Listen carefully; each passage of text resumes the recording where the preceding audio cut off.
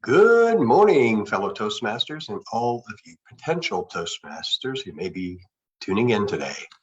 Welcome to the show. This is Wake Up with Toastmasters. I am your Club Growth Director for District 115, Ken Richardson, and with me today is my lovely co-host, Distinguished Toastmaster, past District Governor, Phyllis Trevee. Good morning, Phyllis. Good morning, Ken, and good morning to our public out there. How's everything going? Are we all set up on Facebook? We are almost there. I'm just testing now. For all you that hear me out there, send us a big hello. Absolutely. Send a hello and ask questions, because today we're going to talk about something that may sound a little dry, and that's the Club Success Plan and the Distinguished Club Program. But let me assure you, developing a club success plan that is intricately tied to the Distinguished Club Program will help your club reach newer levels of success than you've ever imagined. I think part of the problem is that we haven't always trained our club officers to understand the value of the plan. So I think that hopefully that's what we'll do today. What do you think, Phyllis? Have you had much success or experience in getting your club to work on a club success plan? Well, you know, some presidents go into training and they come back and they want to go through it page by page at each one of our business meetings. I'm more of the get the status report and find out exactly who's going to deliver each one of these awards during the year and try and help them accomplish their goals, because part of the Distinguished Club Program is the goals for the members. What do they want to achieve during the year? That's absolutely correct. You always start with the members, because we are a member-focused organization, and our goal is to support our members and help them reach their goals within Toastmasters. Along the way, you can do that in a supportive club environment that's focused on those members. And that's largely what the Club Success Plan does. I want to pull up, I don't have a PowerPoint today. I know that's going to be shocking, but what I do have is the booklet. Let's see, where'd it go? Of course, when I go to pull it up, it's not where it's supposed to be. So give me a minute here. I don't know why it does that, but in any event, I should find it now. It's like it disappears from my my selection list, and I don't know why. But okay, now we're ready. Okay, can you see that okay, Phyllis? It should be coming up here. Looks good. All right, I'm just monitoring Facebook. Very good. Now, this is the start of the Club Success Plan, but this isn't a booklet. I'm going to scroll up here. Hopefully I won't make you dizzy and show folks where this comes from. Bear with me one second. Okay. This is, it's item number 1111, so you can download it for free. It's a 39-page PDF. And it discusses the Distinguished Club Program and the Club Success Plan. So it's really very, very good. It goes over in great detail a lot of very useful information. I'm looking here, I'm going to pull up this page about the Distinguished Club Program. We're going to say more about this as we go through it. As you know, there are 10 goals. There are education goals. Those are targeted towards the club members because it helps them reach their education goals, but it also helps the club. The thing that people get a little confused about is membership. We're going to talk about that in a moment. Adding new members to keep your club fresh and viable is important, but a lot of people misunderstand the base club membership and the expectations for growth and get them very confused. So we're going to talk about that a bit. Trained officers. Now, one of the things that I disagree with Toastmasters about. It says you should have at least 4 club officers trained in each training cycle. I think that should be 100%. That should always be the goal. And I understand that it can be challenging, but I'm so proud of our district. We actually give people multiple opportunities to attend club officer training. For example, this year, we're going to do an early bird training I think it's on June 11th. I remember correctly. And that'll be online. And that's going to be for club officers who are, reprising their role. For example, if you were president, that's on the 11th of June. So if you are currently serving, for example, as a club president, and you took the training in the previous year, early bird training is going to be a little different. It's going to be more of a roundtable discussion of the roles and what have you, and lessons learned, rather than the same repetitive class that goes over the details of the position. Because the presumption there is you already know because you've been through it. Right. So that'll happen on June 11th. Then we're going to have an in-person TLI on June 25th. And then we're going to have an online TLI. That'll be a full TLI, and that's going to be July 9th. So there will be multiple opportunities for the club officers to get trained. So I think 4 is a very low bar. It should be higher than that. Now, I mentioned that people sometimes have difficulty understanding how to calculate the membership. And I would just remind them this, I think you can see this. I'm going to make that a little bigger on the screen. That I think will help. Can you see that okay, Phyllis? Down here at the bottom, membership? Yep. I think it views okay. Is it okay? I'm just looking over here to make sure. Okay. All right, if you look at this little box that's on the left side, it'd be sort of stage right, I guess. It's my left. It says that this club has a membership base of 13. Now, the minimum requirement to qualify in the DCP is to have at least 20 members in your club or a net growth of 5 members. And that's why you see this required number in this example at 18, because 13 plus 5 is 18. So if you get to that level, you're going to be fine when it comes to the DCP. You can see this club in this example to date has 9, so they have a way to go. Now on this one, it's a little different because their base already meets the minimum. So it's 20 members as a minimum or net growth of 5 members. And I think that's where people get a little confused, because it's possible within the DCP to add, 5 new members and still not reach that membership goal. Because what can happen is it's based on your net growth. And if you lost more members, it can be a real problem for you. So look at that very carefully and talk to the folks in your division director, area director. They will have been trained on this and they're familiar with it. Anything to add on that, Phyllis? I want to be sure that people know where the base number comes from. And Good. That is, how many members do you have on the last day of the previous Toastmaster year, which would be on June 30th. This particular club had 13 members. So that is their base. And Very from good. there, we add 5 new members. Excellent. Or 5 additional, a minimum. And it does say net, which means that you could have added 10 members and not get your net if you've lost members along the way.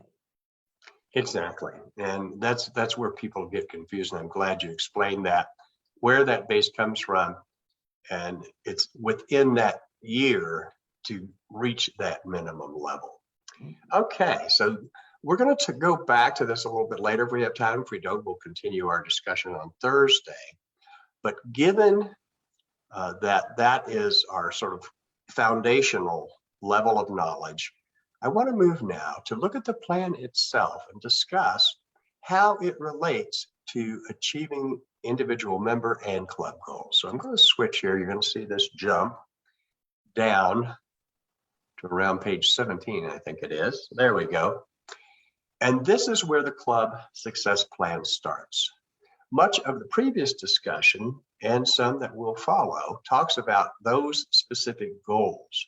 And I want to show our viewers how they relate. So the first thing is, who's on your team? Now, naturally, you're going to have your club officers and your immediate past president, but you may have other members on your team as well. For example, suppose you have a club member who happens to be a social media expert. And that person is not an officer, but they may be invaluable to your team. You may want to have them on the team because they can help you promote your club more efficiently through social media.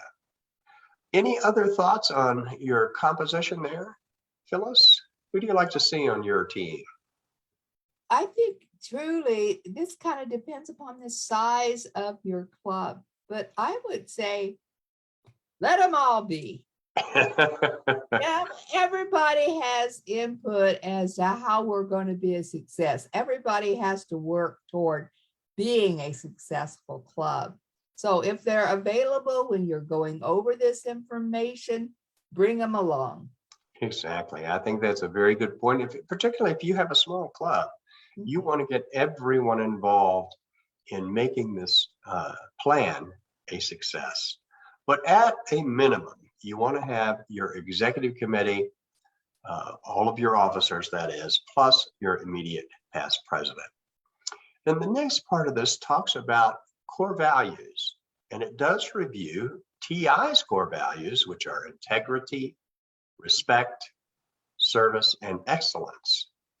But you may have different kinds of values on your executive committee that supplement what those values are. These are your guiding principles for your team. So the next question you want to ask, and it's okay to say, well, we're happy with the TI core values, but are there other values that you think the committee may want to adopt, Phyllis? Responsibility and commitment. Very good. Yeah. We are Once all we responsible. make these decisions, we want them followed through, and we want the commitment of the people that have chosen these. Exactly. Regularly. Responsibility, follow through. Those are the kinds of things that are going to make this plan move from simply being on paper to being a reality. So that's very, very important.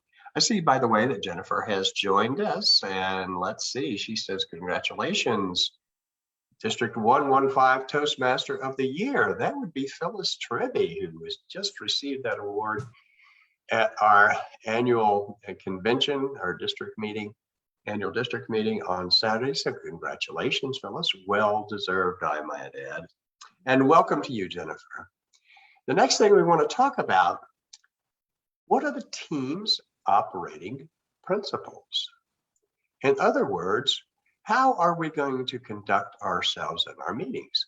Principles, the example here given in the book, might include trust. We are going to trust one another to do the things they said they would do, and to always have the best interests of our members and the club in mind. We're going to talk about a safe learning environment. And we may want to address here conflict resolution if there are conflicts do arise, or that may come up a little later in the plan. And collaboration. We are, we don't function as in isolation. We function as a team. What principles do you recommend, Phyllis, that we invite our Definitely clubs. mentorship, that no matter what role that you're in, that you have a mentor. If something's not going well, we need mentors to help the people that are new. Maybe someone has all the gusto in the world, but if they don't have the principles and the backing of a good mentor to make that happen. So be sure that everyone has a mentor, including your officers. I think that's excellent advice. We are all mentors, particularly if you have experienced Toastmasters.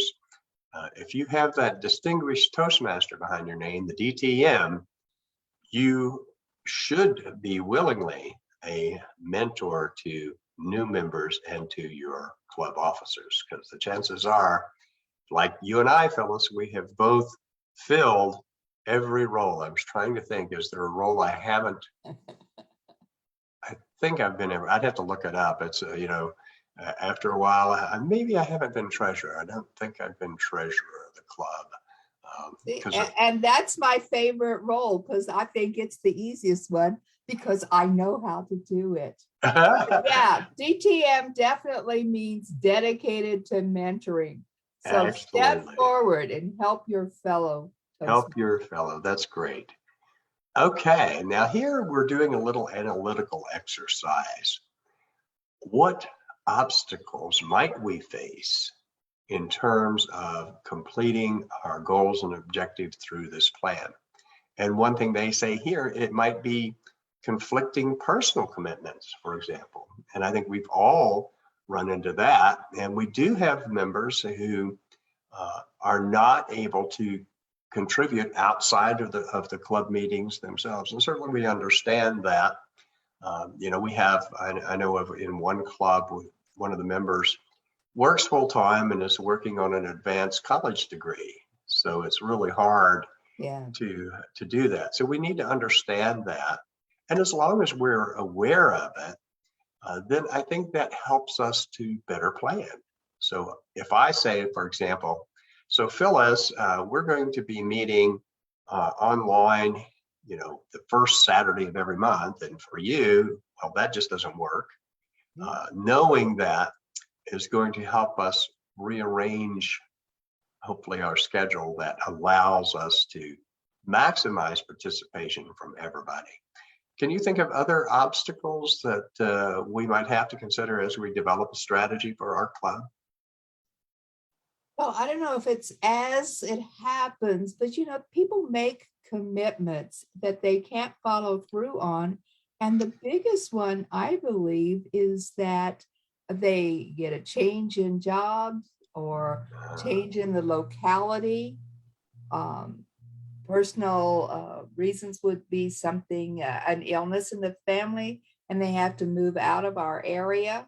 So we're counting on them for certain things in the Distinguished Club program, and they're not able to follow through because of those reasons.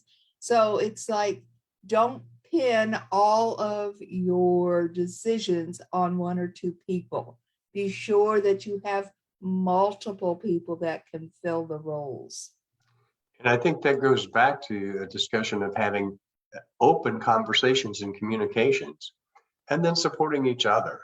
For example, if one person faces what you just described, having to move out of area, or they're going through a family illness, then there needs to be someone else who's there as either a mentor or supporting cast member, if you will, to help pick that up. Because we don't want people, we want people to be engaged, and we want them to want that. We don't want to force that. We want engagement, enthusiasm for the club and for its members to be part of your DNA, not something that's forced on you.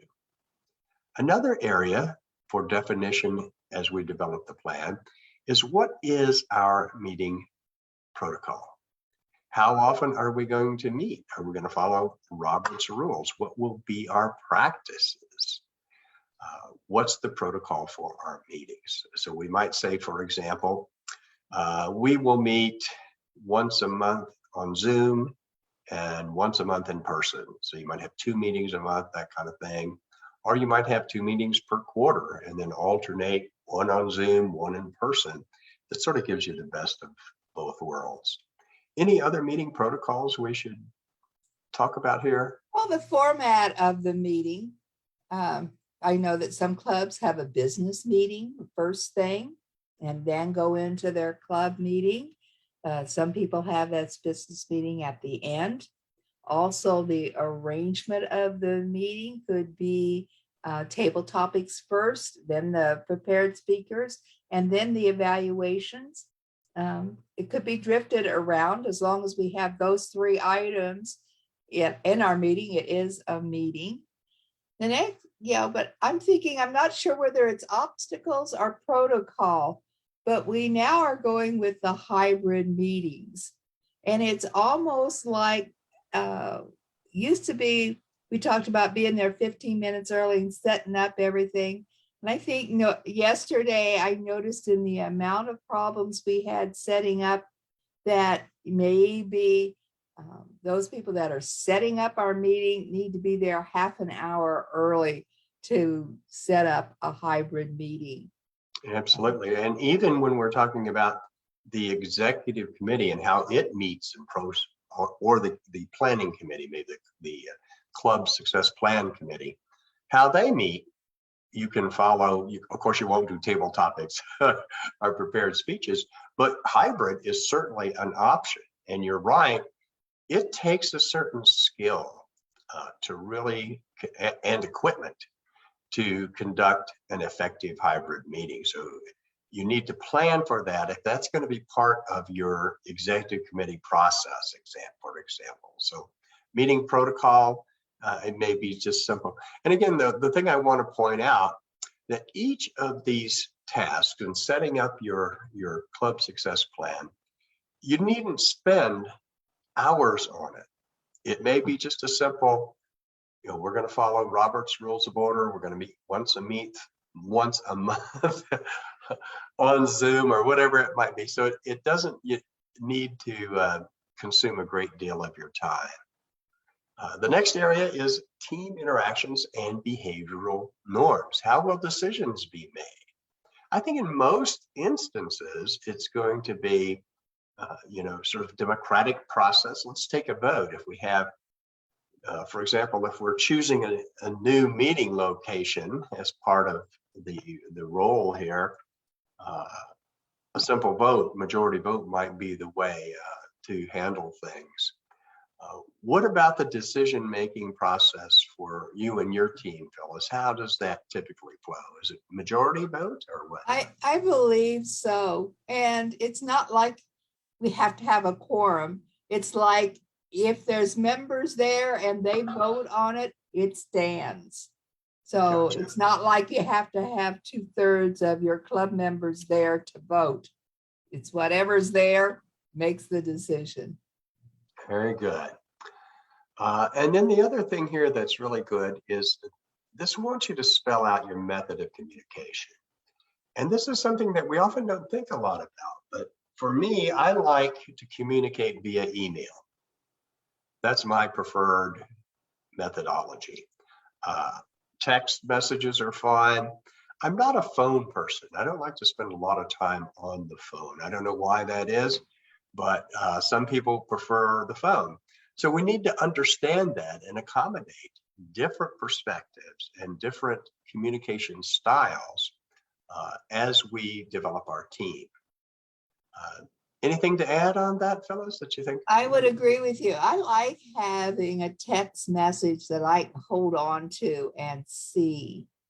I like the emails things, but we also have a chain, which means that there are several people on it, that all of our members, and we can send out text messages to everybody at one time.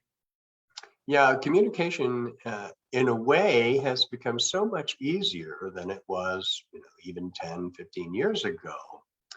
But I don't think that automatically means we are better at communicating. We use the technology, but we still have to learn how to be better communicators. Okay, so this follows up on that. The club communication parameters. How long will meetings last? How often will the committee communicate with each other? And what about the area director? I think it's a great idea to get your club area director involved to the extent possible to talk about and help you with developing your club success plan. So I think that's really, really great. We already kind of talked about how the committee will resolve differences of opinion. So this just kind of follows up on that. There are lots of different models for this, but I think keeping it simple is the best. And differences of opinion are always going to arise. And the correct decision, I think, is the one that the majority can agree upon. That's the foundations of democracy. And that allows us to move forward. I've been on committees in different organizations where there's so much differences of opinion that they are halted in their progress. They can't get beyond resolving those differences.